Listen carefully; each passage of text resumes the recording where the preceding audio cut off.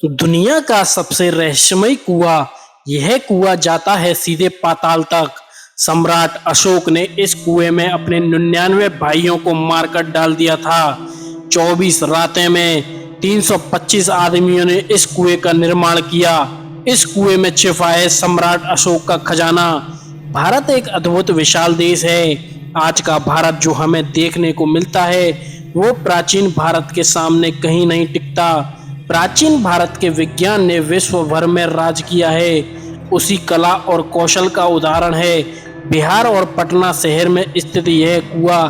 कहा जाता है इस कुएं को 25 रातों में 325 आदमियों द्वारा खोदा गया था। अब सवाल ये उठता है रात में ही इस कुएं का निर्माण क्यों किया गया और 25 और 325 का आंकड़ा क्या है। नमस्कार दोस्तों, स्वागत है हमारे YouTube चैनल के स्टोरी टेलिंग पर। और अभी तक चैनल को सब्सक्राइब नहीं किया है तो प्लीज सब्सक्राइब कर लें।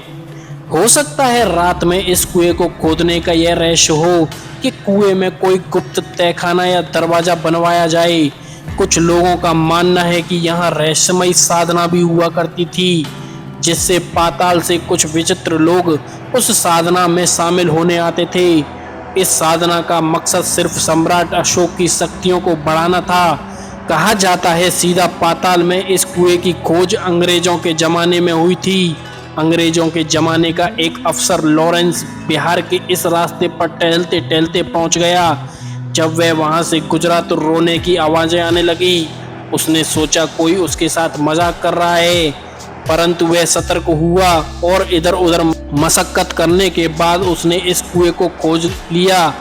उसके अनुसार यह कुआं 109 फीट गहरा है, पर उसको यह बात सताई जा रही थी कि प्राचीन समय में इस भूमि पर 10 से 20 फीट की गहराई पर ही पानी मिल जाता था, परंतु कुएं को 109 फीट गहरा क्यों खोदा गया वो पूरी तरह से समझ ही नहीं पाया।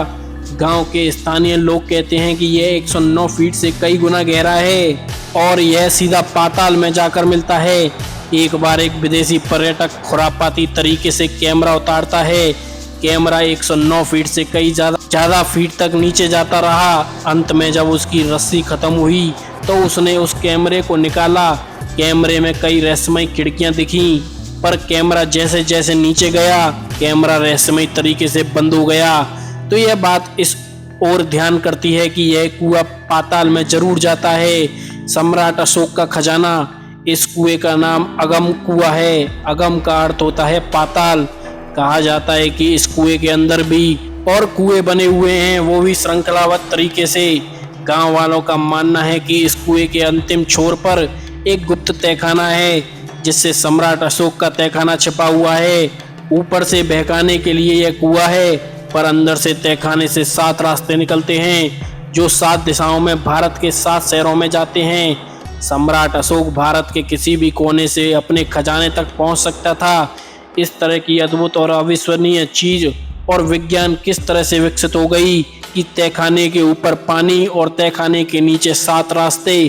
इस 7 दरवाजों की कहानी के पीछे एक अंग्रेज ने रहस्यमय बात बताई। वो लिखता है कि यह कुआं गंगा के अंतिम छोर गंगा सागर से जुड़ा हुआ है।